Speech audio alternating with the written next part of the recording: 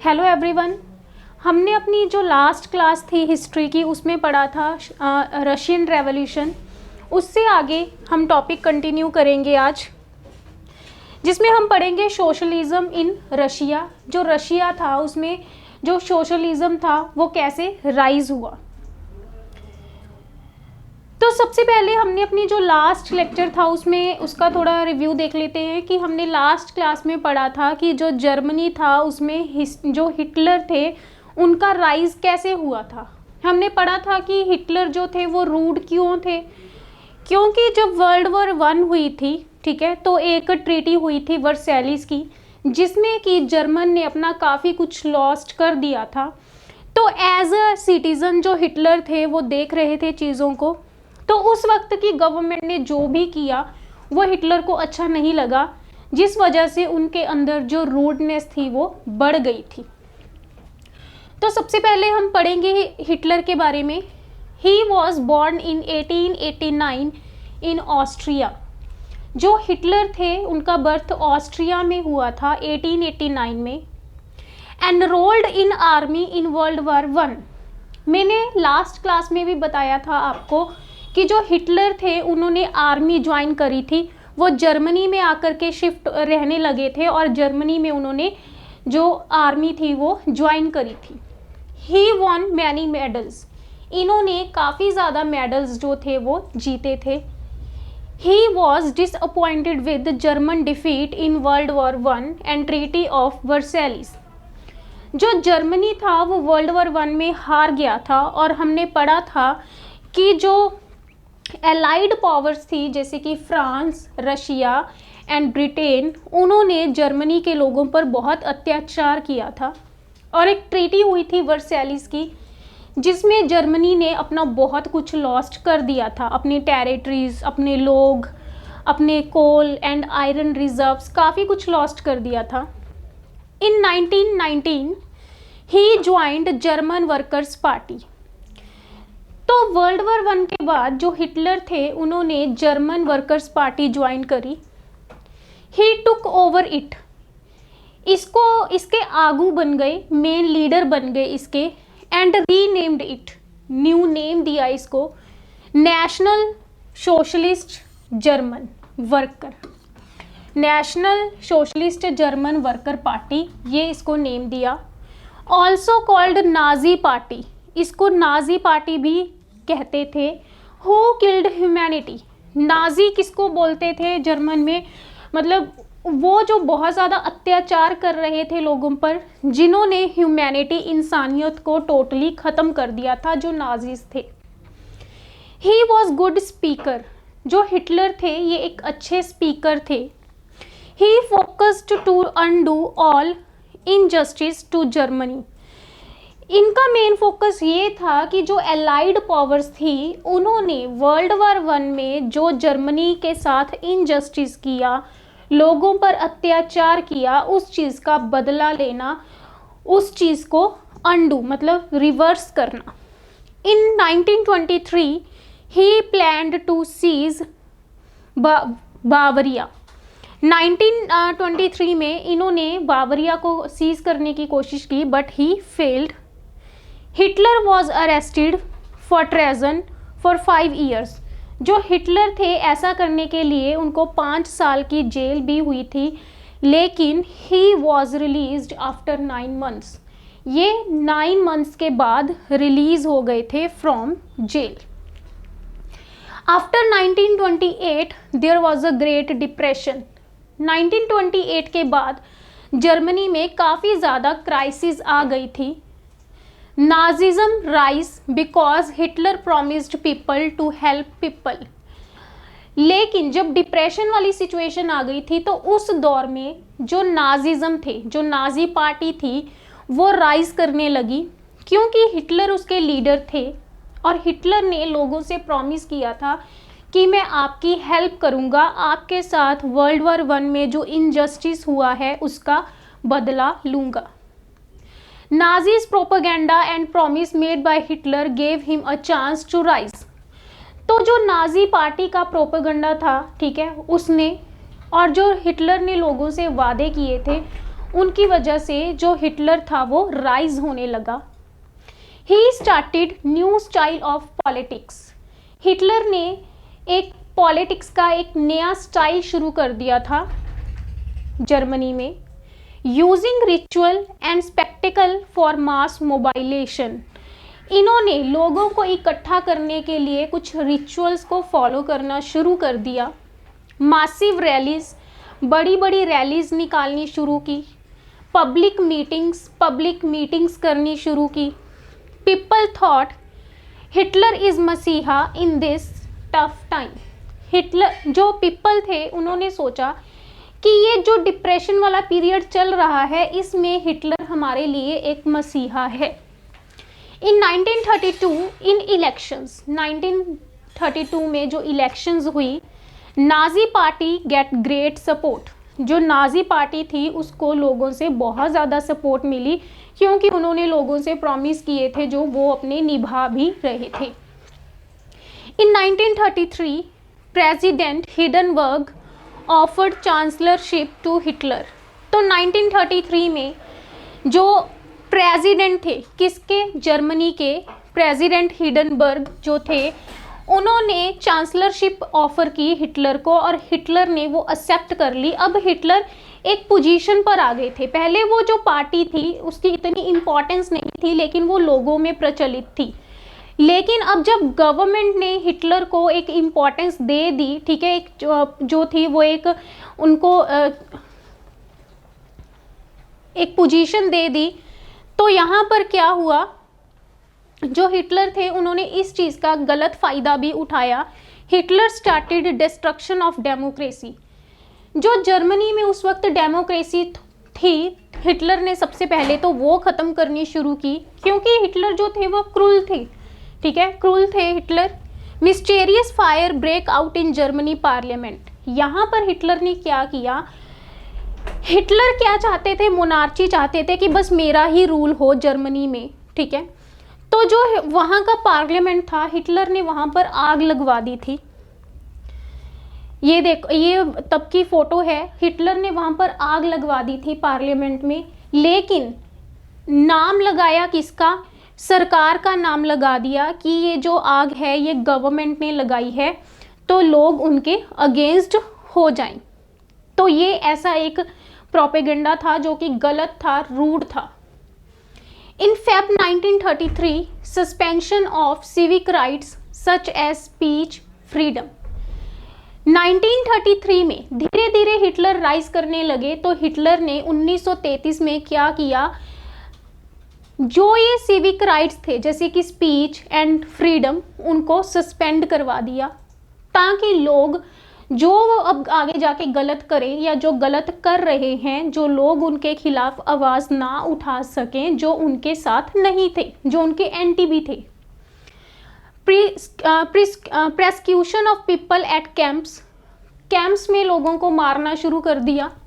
He passed enabling act of 3 मार्च 1933। इन्होंने एक 1933 में एक एक्ट पास किया। क्या था उसमें, he ended democracy and established dictatorship. Democracy ख़त्म करवा दी जर्मनी में हिटलर ने और डिक्टेटरशिप शुरू करवा दिया जिसमें एक ही पर्सन का रूल था, वो था Hitler. Political parties were banned except Nazi party. Hitler ने बड़ी चालाकी से ऐसे ऐसे एक्ट पास करवाए कि जो सारे उसी के ही फेवर में थे।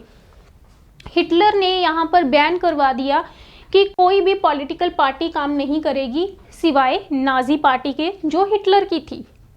Economy, media, army, judiciary was under the Hitler. Hitler ने धीरे धीरे सब पर कंट्रोल कर लिया, पूरी की पूरी इकोनॉमी पर, मीडिया पर, आर्मी पर, जुडिशरी पर। Economic reconstruction by the Hitler. Hitler ने इकोनॉमिक रिकंस्ट्रक्शन कैसे करवाई। Power comes with money but Germany has no money. सबसे पहले तो जो पावर होती है, जो ताकत होती है, वो पैसे से आती है। लेकिन वर्ल्ड वॉर 1 के बाद जो वर्सैलिस की ट्रीटी हुई थी, उसके बाद जो जर्मन था उसमें इकोनॉमिक क्राइसिस थी, पैसे की बहुत ज़्यादा कमी थी। तो हिटलर ने उसको कैसे ठीक किया। Hitler assigned responsibilities of economic recovery to economist हज़लमर सैशेट। हज़लमर सैशेट को अपॉइंट कर दिया। ये हैं हज़लमर सैशेट, जिन्होंने देखना था कि किस तरीके से जो इकोनॉमी है जर्मनी की उसको राइज करना है। He aimed at full production and full employment through a state funded programme. इन्होंने कहा कि इस बंदे ने क्या कहा कि हमें ज़्यादा से ज़्यादा प्रोडक्शन करनी होगी। ज़्यादा से ज़्यादा प्रोडक्शन करने के बारे में सोचेंगे तो एक तो लोगों को वहाँ पर एम्प्लॉयमेंट मिलेगा, जिससे लोगों की इकोनॉमिक सिचुएशन जो होगी ठीक होगी, और जब ज़्यादा लोग काम करेंगे तो प्रोडक्शन भी ज़्यादा होगी, जिसको हम इंटरनेशनल मार्केट में से बाहर से भी पैसा कमाएंगे, तो हमारे देश के लोग भी अमीर होंगे और बाहर का पैसा हमारे देश में आएगा। तो ये जो मिस्टर सैशे थे, इनकी ये एक थ्योरी थी। उसके बाद पॉलिटिकल रिकंस्ट्रक्शन जो हिटलर ने शुरू की वो थी Hitler acquire quick success in his foreign policies. Hitler ने कुछ फॉरेन पॉलिसीज बनाई जिसमें कि उन्हें काफ़ी ज़्यादा सक्सेस भी मिली। He pulled Germany out of League of Nations in 1933। अब सबसे पहले तो उस टाइम जो जर्मनी था वो लीग ऑफ नेशंस का एक हिस्सा था। जैसे आज हम बोले कि G7 है, ठीक है, या हमारे पास हम बोले कि यूनाइटेड नेशंस है। तो लीग ऑफ नेशंस एक ग्रुप था कंट्रीज़ का जो कि डेवलपमेंट के लिए काम करती थी। जो एक कंट्री करना चाहता था तो उसको सबकी सलाह मशवरे से चलना पड़ता था। तो अब जब तक जर्मनी इस लीग का मेंबर था तो जर्मन खुद की मर्जी से कुछ कर नहीं पा रहा था। हिटलर जो थे वो जर्मनी में अपनी मर्जी इतनी चला नहीं पा रहे थे। तो हिटलर ने क्या किया, सबसे पहले तो जर्मनी को बाहर निकाला इस लीग ऑफ नेशंस में से। ही रिकम्पाइल्ड द रिनलैंड इन 1936 फ्रॉम फ्रांस। हमने पढ़ा था कि जो वर्ल्ड वॉर 1 के बाद जो रिनलैंड था, एक एरिया था जर्मन का, वो फ्रांस के पास चला गया था, तो इन्होंने उससे वापस ले लिया, छीन लिया, जीत लिया। Integrated Austria and Germany. तो यहाँ पर सबसे पहले इस लाइन का क्या मतलब है, इंटीग्रेटेड ऑस्ट्रिया एंड जर्मनी। जो हिटलर थे, हमने पढ़ा कि वो ऑस्ट्रिया में बॉर्न हुए थे। तो हिटलर ने ऑस्ट्रिया में जाकर बोला कि मैं आप ही का हूँ, आप भी मेरे हो, तो आप लोग जर्मनी से यूनाइट कर लीजिए, ठीक है, आप इकट्ठा हो जाइए, तो हम मिल कर के काम करेंगे। हिटलर को ये था कि जितना ज़्यादा एरिया होगा, ठीक है, उतने ही ज़्यादा लोग होंगे, उतनी ही ज़्यादा इकोनॉमी डेवलप करेगी। तो जो ऑस्ट्रिया के लोग थे, जब जैसे होता है ना कि अगर हम किसी देश को तरक्की करते हुए दूर से देखें तो हमें बहुत अच्छा लगता है, ठीक है, लेकिन अगर हम वहाँ पर जाके असलियत देखें कि वहाँ की गवर्नमेंट लोगों पर अत्याचार भी बहुत ज़्यादा कर रही है, तो फिर हमें उनसे नफरत भी होने लग जाती है। तो पहले तो ऑस्ट्रिया के लोग जो थे वो बहुत खुश थे कि हाँ जी, हिटलर ने डिप्रेशन वाले पीरियड में अपने लोगों से वादे किए कि मैं आप लोगों को राइज करूँगा, भूखमरी से निकालूंगा, जो आपके साथ इनजस्टिस हुआ है उसका बदला लूँगा। तो ये तो बहुत अच्छा काम कर रहा है। तो जब हिटलर ने ये प्रपोजल रखा ऑस्ट्रिया के सामने कि हम लोग इकट्ठा होंगे, तो उन्होंने खुशी खुशी से एक्सेप्ट कर लिया, लेकिन बाद में फिर वो लोग दुखी भी हुए थे। तो जब 1938 में हिटलर ने ऑस्ट्रिया को जर्मनी के साथ मिला लिया, तो उन्होंने स्लोगन दिया, 1 पीपल 1 एम्पायर 1 लीडर। हम सब एक हैं, हमारा एम्पायर भी एक है और आपका एक ही लीडर है, वो है Hitler. Second world war and downfall of Hitler. उसके बाद सेकेंड वर्ल्ड वॉर हुआ और हिटलर का डाउनफॉल शुरू हुआ। कैसे? Hitler choose near as way to overcome economic crisis. Hitler ने कुछ ऐसे रास्ते चुने कि मैं जल्दी से जल्दी जो इकोनॉमिक क्राइसिस हैं उनको दूर करूं जर्मनी में से। तो होता है ना कि शॉर्टकट इज़ ऑलवेज बैड, ठीक है, या अगर हम किसी काम में जल्दी करें तो वो अच्छा नहीं होता है। तो हिटलर का भी यहाँ पर यही हाल हुआ। हिटलर ने जल्दी करी और उसका जो रिजल्ट था वो बुरा ही निकला। हज़लमर सैशे advised him not to do this but Hitler ignored him. जो मिस्टर सैशे थे, जो हिटलर ने इकोनॉमिस्ट अपॉइंट करे थे, उन्होंने हिटलर को समझाया कि वो ऐसा ना करें, इसका रिजल्ट अच्छा नहीं होगा। बट हिटलर को लगता था कि वही सबसे ज़्यादा इंटेलिजेंट है और उसकी बातों को इग्नोर किया। In 1939 Germany invaded Poland and world war two started. यहाँ पर 1939 में क्या हुआ कि जर्मनी जो थी उसने मतलब कुछ ऐसी चीज़ें कर दी कि वर्ल्ड वॉर टू जो थी वो स्टार्ट हुई। Here France England helped Poland against Germany.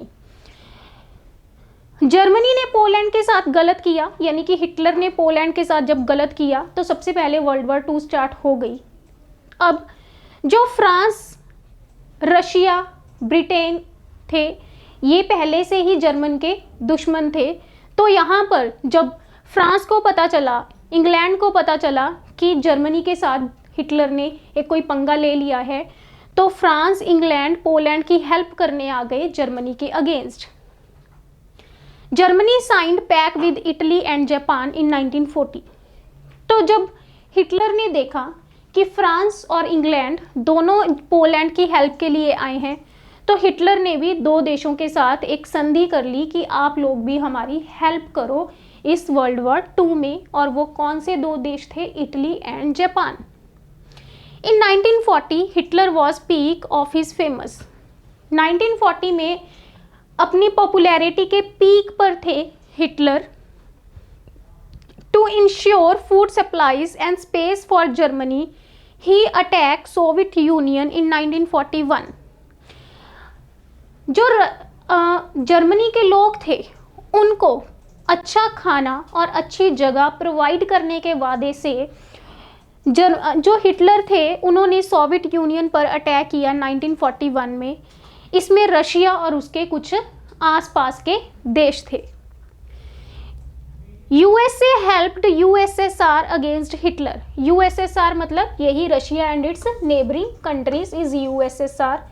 जो अमेरिका था उसने आकर के हेल्प की किसकी? रशिया की, हिटलर के अगेंस्ट।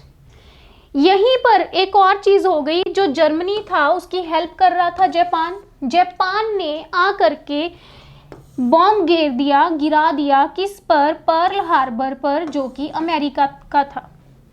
जब यहाँ पर बॉम्ब गिराया गया तो अमेरिका ने क्या किया? बदला लिया। USA in revenge throw bomb at Hiroshima and Nagasaki in Japan. Hiroshima और नागासाकी पर जापान अमेरिका ने बॉम्ब गिरा दिए, एटम बॉम्ब्स, जो हमें पता है कि जिसका रिजल्ट आज तक जापान भुगत रहा है। वहाँ के लोगों में आज भी डिजीजेज हैं ड्यू टू दैट बॉम्ब्स। इसके साथ ही वर्ल्ड वॉर टू जो है वो ख़त्म हो जाती है और इसी के साथ जो हिटलर था उनका भी डाउनफॉल शुरू हो गया था। उसके बाद जो हमारा नेक्स्ट टॉपिक है वो है फॉरेस्ट सोसाइटी एंड कॉलोनियलिज्म। अब यहाँ पर सबसे पहले तो हम मेनली इस टॉपिक में हम पढ़ेंगे अबाउट द फॉरेस्ट, कि पुराने टाइम में जो फॉरेस्ट हुआ करते थे उन पर कैसे जो कॉलोनीज थी, जैसे इंडिया में फॉरेस्ट थे, ठीक है, हमारे पास ब्रिटिशर्स आए, उन्होंने फॉरेस्ट में क्या कुछ किया, कैसे मतलब सोसाइटीज़ बनी, कैसे डेवलपमेंट हुई, क्या अच्छा हुआ क्या बुरा हुआ, वो सब हम यहाँ पर डिस्कस करेंगे। सबसे पहले तो डिफॉरेस्टेशन क्या होता है? The disappearance of forest is called deforestation. वृक्षों को काटना डिफॉरेस्टेशन है। इसके क्या रीजंस होते हैं? लैंड टू बी इम्प्रूव्ड, कि जो लैंड है जहाँ पर जंगल है उसको इम्प्रूव करना, किस चीज़ के लिए? इंडस्ट्रियल रॉ मटेरियल के लिए, कि वहाँ से पेड़ पौधे काट कर इंडस्ट्रीज़ में भेजे जाएंगे जिनका रॉ मटेरियल यूज़ करके इंडस्ट्रीज कुछ नए इनोवेटिव प्रोडक्ट्स बनाएंगे। Food grain for growing population. हमें पता है कि जब से धरती बनी है आज तक जो पॉपुलेशन है वो धीरे धीरे ग्रो करती है, ग्रो ही करेगी, ठीक है। तो बढ़ती हुई जनसंख्या के लिए ज़्यादा अनाज चाहिए। ज़्यादा अनाज कैसे आएगा? अगर ज़्यादा ज़मीन होगी खेती के लिए। तो फॉरेस्ट को काट काट कर क्या है, लैंड अवेलेबल करी जा रही है फॉर द एग्रीकल्चर। इन 1600 में 1/6 area of India was under cultivation. जो इंडिया का 1/6 एरिया था सिर्फ वही कल्टीवेशन के अंडर था जहां पर खेती हो रही थी। प्रेजेंटली अगर हम आज की बात करें 2021 की, 50% इज अंडर कल्टीवेशन। 50% एरिया जो है इंडिया का उसमें खेती करी जा रही है, इतना ज़्यादा अनाज पैदा करने के लिए, क्योंकि इंडिया की जो पॉपुलेशन है अगर हम देखें आज वर्ल्ड में सबसे ज़्यादा है। प्रोडक्शन ऑफ कमर्शियल क्रॉप्स, लोग जो हैं वो लालची हो रहे हैं, ठीक है, हमें पता ही है कि लोग लालची हो रहे हैं, तो वो ऐसी ऐसी क्रॉप्स उगाना चाहते हैं जिसको मार्केट में बेच करके क्या हो, ज़्यादा पैसा मिले। तो उसके लिए लोगों को ज़्यादा ज़मीन चाहिए, तो वो क्या कर रहे हैं, फॉरेस्ट को काट रहे हैं।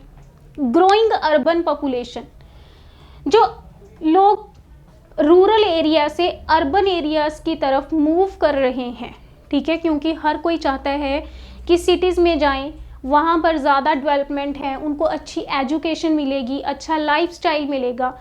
तो इन सारी चीज़ों की नीड में जो अर्बन पॉपुलेशन बढ़ रही है उसकी वजह से जो फॉरेस्ट है उनकी कटिंग हो रही है।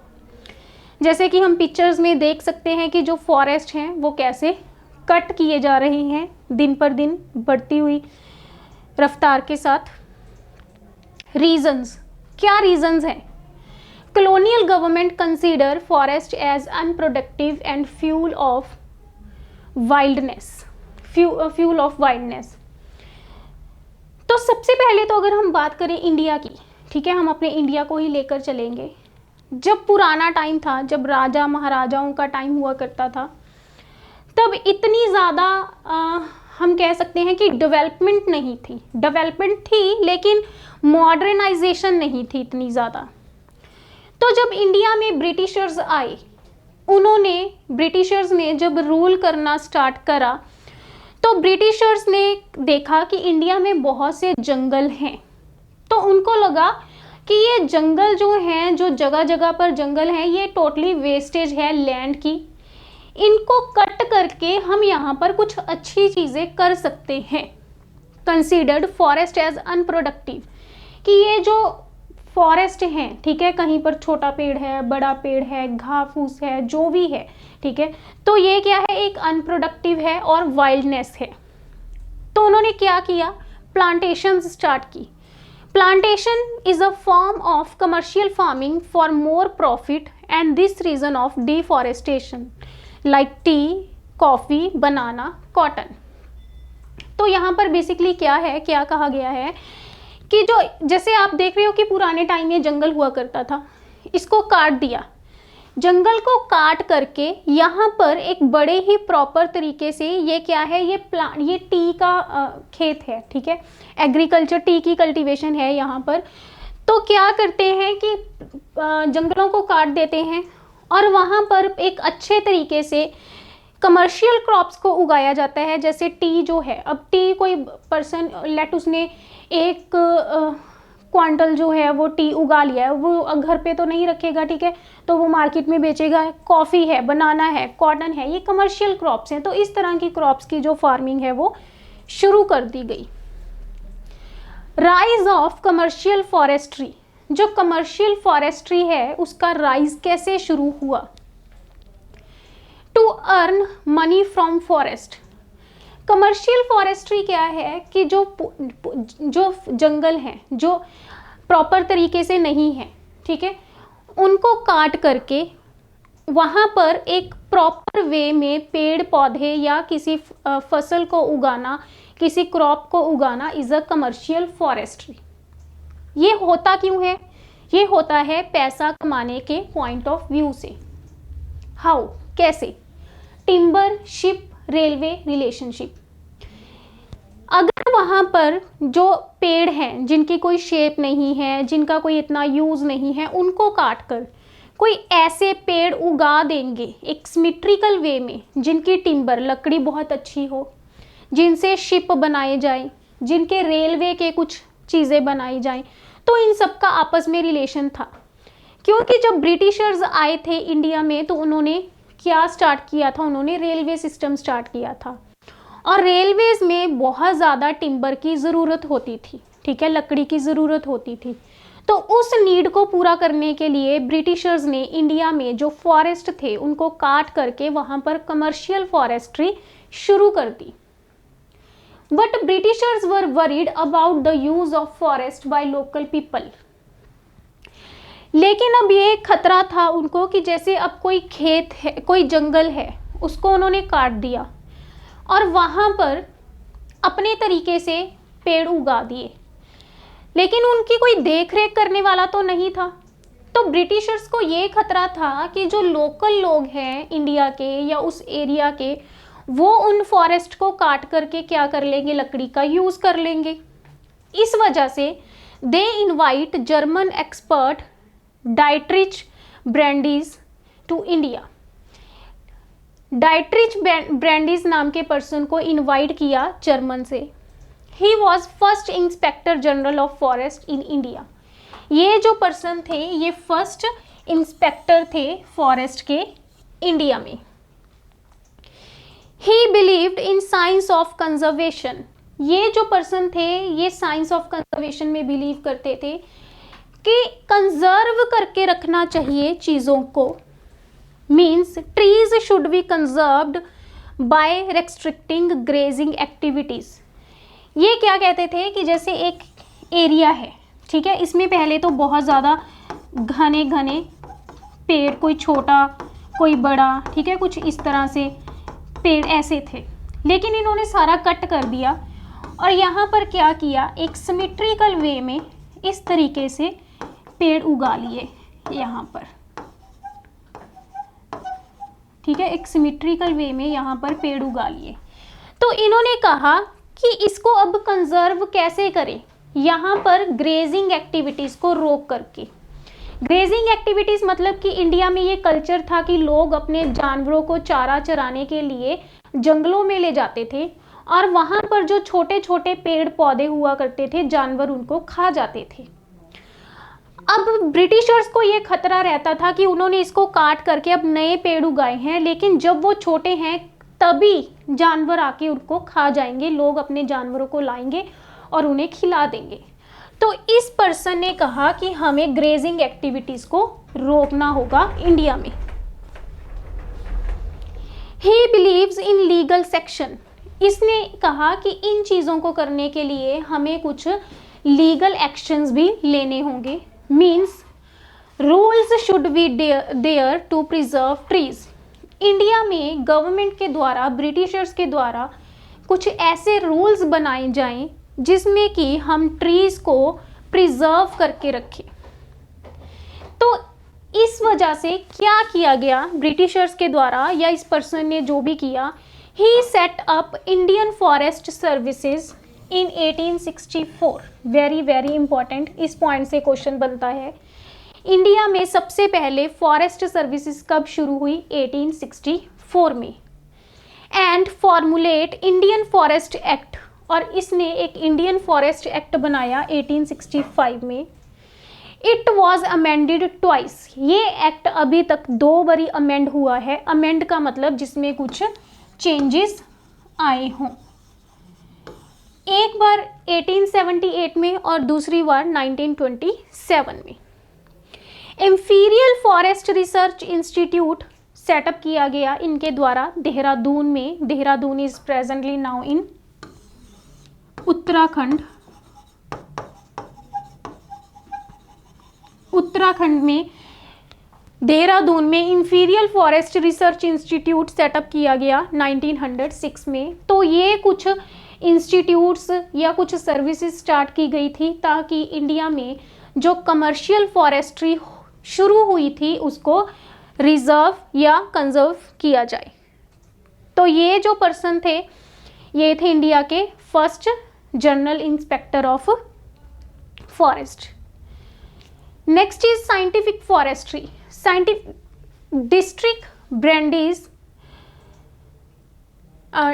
Dietrich Brandis introduced scientific forestry.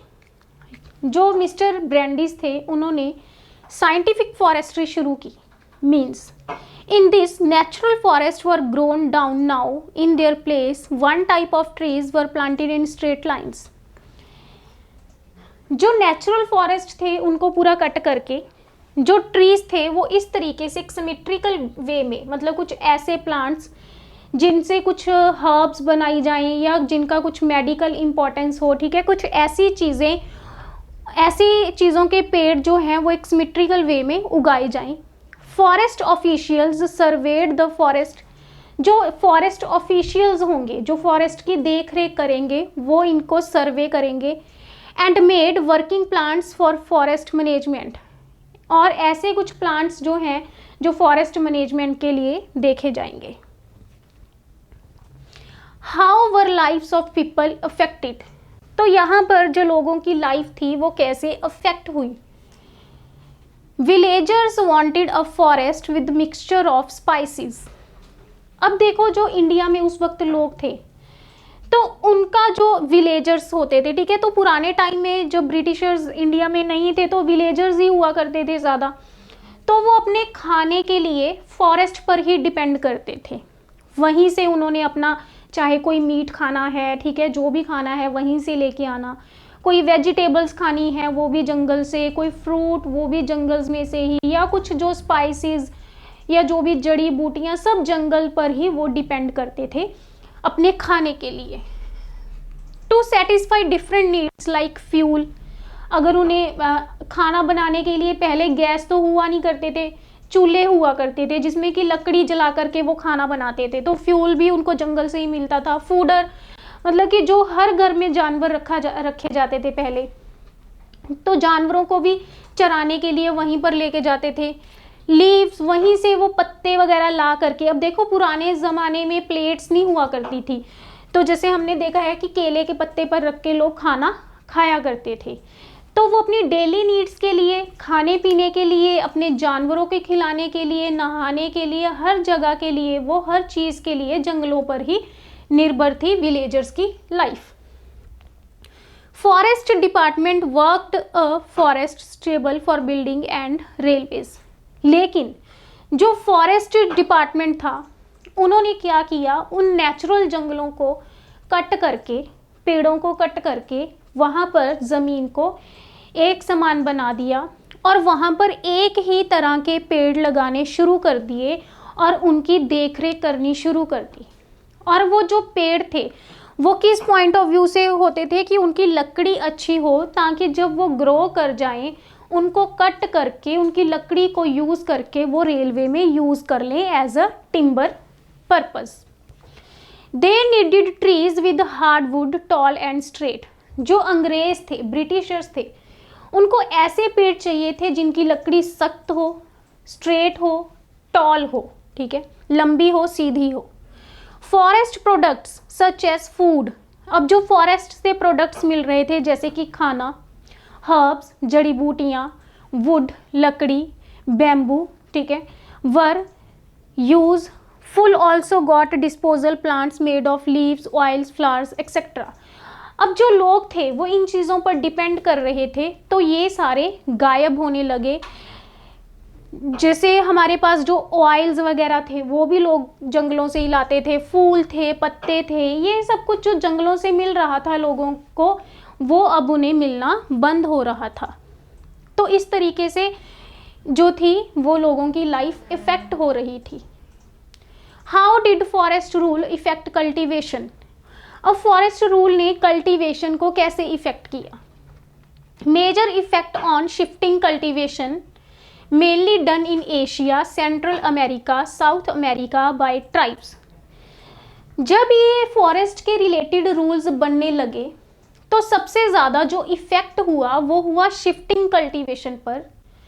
जो शिफ्टिंग कल्टीवेशन थी ये मेनली एशिया में, सेंट्रल अमेरिका में और साउथ अमेरिका में जो कबीले के लोग थे वो किया करते थे।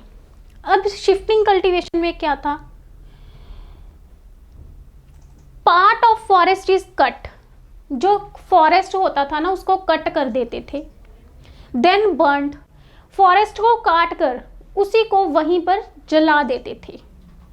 And seeds are sown in as his first monsoon. अब वो क्या होता था कि वहां पर ना उन्होंने जला दिया पेड़, फॉरेस्ट को जला दिया और वो क्या बन गया, राख बन गई। जब उस पर पहली बारिश हो जाती थी तो वो राख ठंडी हो गई और वो उसी की मिट्टी में मिल गई, वहीं की जो लैंड थी उसी की मिट्टी में मिल गई। तो उससे क्या होता था, जो पेड़ पौधों से मिनरल्स मिलने होते थे वो उस जमीन में अंदर मर्ज हो जाते थे, समा जाते थे, उसी में ऑब्जर्व हो जाते थे। उसके बाद उसमें सीड जो थे वो ग्रोन सोन कर दिए जाते थे। क्रॉप्स हार्वेस्टेड इन अक्टूबर नवंबर, जो वो क्रॉप्स थी फिर उनको कट कर लिया जाता था अक्टूबर नवंबर में। सच activity is performed for couple of years. एक ही प्लॉट पर कुछ सालों तक यही एक्टिविटी करते रहते थे, बिल्कुल सेम। फॉरेस्ट को कट किया, जला दिया, पहली बारिश हुई तो वो राख ठंडी हो गई, उसमें उन्होंने बीज बो दिया, फसल हो गई, उसको अक्टूबर नवंबर में कट कर लिया, कई सालों तक सेम एक्टिविटी परफॉर्म करनी। And then left for 12 to 18 years and new plot is cleared. फिर उस जगह को 12 से 18 साल तक छोड़ देते थे ताकि वो ज़मीन जो है वो क्या कर ले, अपनी फर्टिलिटी जो है दोबारा से गेन कर ले, जो उसकी कम हो जाती है। जो ज़मीन है जब हम उस पर एक ही तरह की फसल उगाते रहते हैं तो उस पर क्या हो जाता है, उसकी फर्टिलिटी कम हो जाती है। तो उस जगह को छोड़ देते थे, क्योंकि पहले कोई ऐसा तो होता नहीं था कि हाँ जी कोई ये ज़मीन उसकी है, ये ज़मीन उसकी है, कोई सरकार तो होती नहीं थी कि पैसे देकर ज़मीन खरीदनी है। बस जहाँ पर जगह मिली लोगों ने, एक पूरे कबीले ने, पूरे एरिया ने मिलकर वहीं पर अपने खाने के लिए फसल उगा ली, तो उसको छोड़ देते थे और फिर एक नया प्लॉट क्लियर कर लेते थे और फिर सेम तरह की एक्टिविटी करते थे। जैसे कि यहाँ पर देखने को मिल रहा है, फॉरेस्ट को कट किया, उसको जला दिया। Europeans regarded it is very harmful. अब जो यूरोपियंस थे जिसमें कि ब्रिटिश थे, उन्होंने कहा कि ये जो एक्टिविटी है बहुत ही ज़्यादा हार्मफुल है। क्यों? Because they were not able to get good quality of timber for railways. क्यों? उन्होंने कहा कि अगर ट्राइबल पीपल ऐसे ही फॉरेस्ट को कट करते रहेंगे, कभी यहाँ कुछ साल बाद वहाँ, कुछ साल बाद वहाँ, तो उनको रेलवे के लिए अच्छी क्वालिटी की टिम्बर नहीं मिलेगी और उससे नहीं मिलेगी तो रेलवे का तो लॉस है ही और उनको इकोनॉमिकल लॉस भी हो रहा था। They said burning of forest is dangerous. उन्होंने ये भी कहा कि जो जंगल को जलाने की प्रक्रिया है ये डेंजरस है, इससे खतरा है, आग ज़्यादा बढ़ने के कारण नुकसान हो सकता है। Difficult for Britishers to collect tax from them because tribes move from one place to another। और यहाँ पर जो ब्रिटिशर्स थे उनके लिए जो ट्राइबल लोग थे उनसे टैक्स इकट्ठा करना भी मुश्किल था, क्योंकि जो ट्राइबल लोग होते हैं, कबीले के लोग होते हैं, वो एक जगह पर तो रहते नहीं हैं, वो एक जगह से दूसरी जगह शिफ्ट करते रहते हैं। तो ब्रिटिशर्स को पता ही नहीं चलता था कि वो कब कहाँ हैं, तो उन लोगों से उन्हें टैक्स भी इकट्ठा करना मुश्किल था, जिस वजह से जो ब्रिटिशर्स थे वो ट्राइबल लोगों की ऐसी एक्टिविटीज़ को कंट्रोल करना चाह रहे थे। हु कुड हंट, तो यहाँ पर ये भी शुरू हुआ कि जो शिकार है वो कौन कर सकता है। ठीक है, new forest laws affected lives of forest dwellers. अब नई नई पॉलिसीज बनने लगी, ठीक है, जिससे जो फॉरेस्ट ड्वेलर्स थे उनकी जो लाइव्स थी वो इफेक्ट होने लगी। People lived near forest survived bye hunting animals. पुराने ज़माने में वो लोग जो जंगलों के नियर रहते थे वो अपने खाने के लिए टोटली जंगली जानवरों पर निर्भर थे, वो उनको मारते थे, उनका ही मांस पका करके खाते थे। But after new forest rules hunting was banned. लेकिन जब न्यू फॉरेस्ट रूल्स बने तो हंटिंग को बैन कर दिया गया। At the same time hunting of wild animals become a sport. Hunting of wild animals become a sport. लेकिन उसी टाइम पर जब हंटिंग को बैन किया गया तो जो रिच लोग थे उनमें ब्रिटिशर्स ने ये चीज़ स्टार्ट कर दी कि जो वाइल्ड एनिमल्स हैं जैसे टाइगर, लायन, लियोपर्ड, ठीक है, तो जो डेंजरस एनिमल्स थे आप उनका हंट कर सकते हो, और इस चीज़ को उन्होंने एक गेम सपोर्ट भी बना दिया कि जो जितने ज़्यादा जंगली जानवरों को मारेगा उनको इनाम दिए जाते थे ब्रिटिशर्स के द्वारा। It become on high level, ये इतने ज़्यादा हाई लेवल पर चला गया। Results in species become almost extinct, तो इसका रिजल्ट ये निकला कि इतने जंगली जानवर मारे गए कि ऑलमोस्ट उनकी स्पीशीज भी ख़त्म होने की तादाद पर आ गई। और हमें पता ही है कि आज के टाइम में हमारी जो गवर्नमेंट है उन्होंने लायन, टाइगर्स, लियोपर्ड्स उनको रिजर्व करने के लिए कुछ रूल्स भी बनाए हुए हैं। ड्यूरिंग 1875 टू 1925 जब ब्रिटिशर्स ने ये चीज़ अनाउंस कर दी थी रिच लोगों में कि हाँ जी आप लोग एक स्पोर्ट, मतलब कि ज़्यादा से ज़्यादा जानवरों को जो मारेगा उनको इनाम दिए जाते थे, तो ये जो 50 साल का टाइम पीरियड था इस बीच 80,000 टाइगर मारे गए, 80,000 टाइगर्स को मारा गया, 1,50,000 लियोपर्ड्स वर किल्ड। तो इतने ज़्यादा जानवर मारे गए कि उनकी जो स्पीशीज थी वो भी ख़त्म होनी शुरू हो गई थी। तो इसी पर हम कुछ multiple choice questions. The imperial forest research institute was set up at, imperial forest research जो इंस्टीट्यूट था ये कहाँ बना था? ये बना था देहरादून में इन 1906। The colonial power in Indonesia were the, इसको हम आगे जाके पढ़ेंगे कि जैसे हमारे इंडिया में जो ब्रिटिशर्स थे उन्होंने हम पर रूल किया, ऐसे ही इंडोनेशिया में जो डच पीपल थे उन्होंने लोगों पर रूल किया था। और यहाँ पर जैसे हमारे देश में फॉरेस्ट जो थे उनको काफ़ी ज़्यादा इफ़ेक्ट कर रही थी हमारी जो कॉलोनियल पावर थी ब्रिटिशर्स, ऐसे ही जो डच थे उन्होंने इंडोनेशिया में काफ़ी फॉरेस्ट के लिए रूल्स बना दिए थे, पॉलिसीज़ बना दी थी, और इंडोनेशिया के लोगों ने उनका काफ़ी विद्रोह किया था जो कि हम आगे चल के पढ़ेंगे। Where did the Dutch start forest management in Indonesia? तो हम पढ़ेंगे कि जावा नाम का एक आइलैंड था, जावा नाम का एक आइलैंड था इंडोनेशिया में, वहाँ पर फॉरेस्ट मैनेजमेंट जो थी वो स्टार्ट कर दी थी डच लोगों ने। What was the policy followed by the Britishers in India towards forest during the First and the Second World Wars? First world war और सेकेंड वर्ल्ड वॉर के दौरान ब्रिटिशर्स ने इंडिया में कौन सी पॉलिसीज़ को अपनाया था towards forest? The forest department cut trees freely to meet Britishers war needs. Cutting of trees was strictly prohibited for everyone including the Britishers. No, ऐसा कुछ भी नहीं था। More and more trees were planted to give employment to Indians. No, तो first is the right answer. जो forest department था उन्होंने cutting कर दी थी ट्रीज की, जो ब्रिटिशर्स की वॉर नीड्स को क्या करे, पूरा करे, जिससे वो कुछ तो हथियार बनाने में यूज़ कर रहे थे और लकड़ी को बेचकर पैसा कमा रहे थे, जिससे उनको हेल्प हो जाए, इकोनॉमी फाइनेंशियल हेल्प हो जाए वर्ल्ड वॉर 1 एंड 2 में। Indian forest service was set up in the year, Indian forest service 1864 में स्टार्ट हुई थी और 1865 में इसका एक्ट बना था, 1865 में इसका एक्ट बना था। The system of scientific forestry stands for, scientific forestry में क्या था? System whereby the local farmers were allowed to cultivate temporarily within a plantation.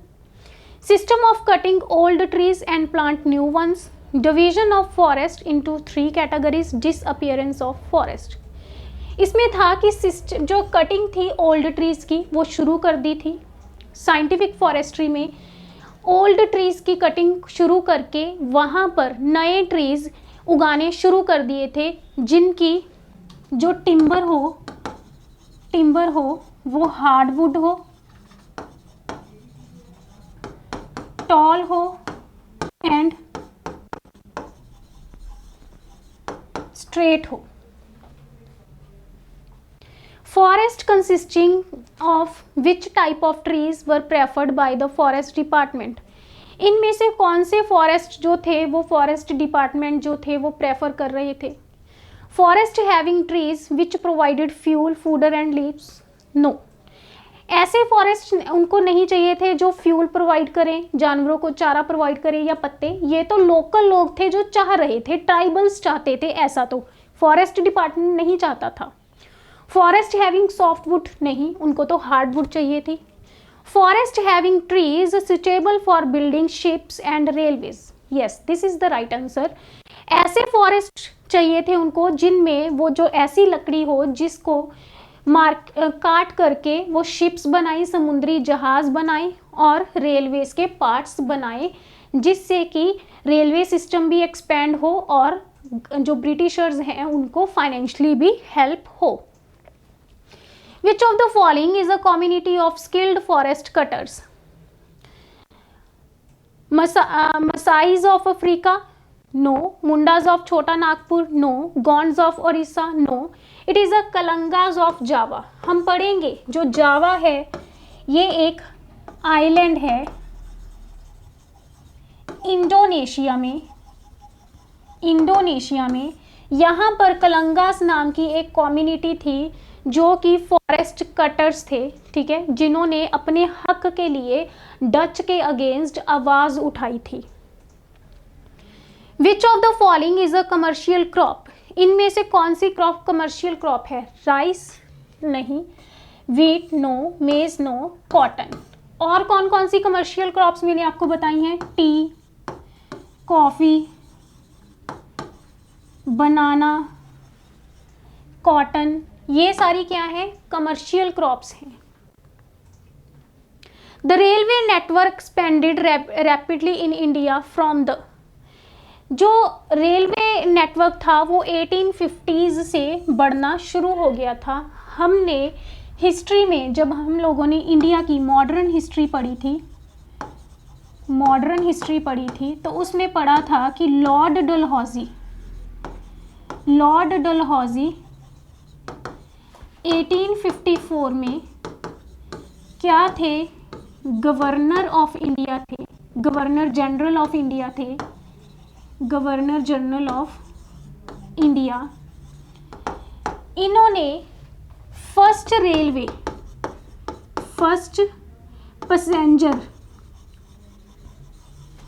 First passenger train जो थी वो स्टार्ट करी थी। कहाँ से लेके कहाँ तक? फ्रॉम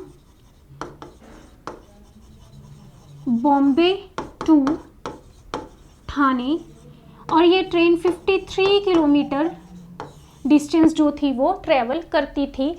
तो हमारे पास जो इंडिया में रेलवे सिस्टम था वो 1850s में से एक्सपेंड होना शुरू हो गया था, और इसका जो श्रेय है वो जाता है लॉर्ड डलहौजी को। हमने जब लॉर्ड डलहौजी के बारे में पढ़ा था तो हमने पढ़ा था कि he started railway system in India, he started railway system in India. इन्होंने रेलवे ही नहीं और कौन कौन से सिस्टम शुरू किए थे? इन्होंने पोस्ट ऑफिस सिस्टम भी शुरू किया था, इन्होंने टेलीग्राम सिस्टम भी शुरू किया था, इन्होंने और कौन सा सिस्टम शुरू किया था? इन्होंने रोड्स, पक्की सड़कें एंड ब्रिजेस बनवाने भी स्टार्ट किए थे। तो लॉर्ड डलहौजी जो थे उन्होंने 1854 में इंडिया में रेलवे सिस्टम स्टार्ट किया था। फर्स्ट ट्रेन जो थी, फर्स्ट पैसेंजर ट्रेन, वो बॉम्बे टू ठाणे जो 53 किलोमीटर्स का डिस्टेंस ट्रेवल करती थी वो चलाई, और 1850s में रेलवे सिस्टम एक्सपेंड हुआ। तो ये थी हमारी आज की क्लास, ठीक है। आज के लिए हम इतना ही पढ़ेंगे, बाकी का हम टॉपिक डिस्कस करेंगे in our next class. Thank you.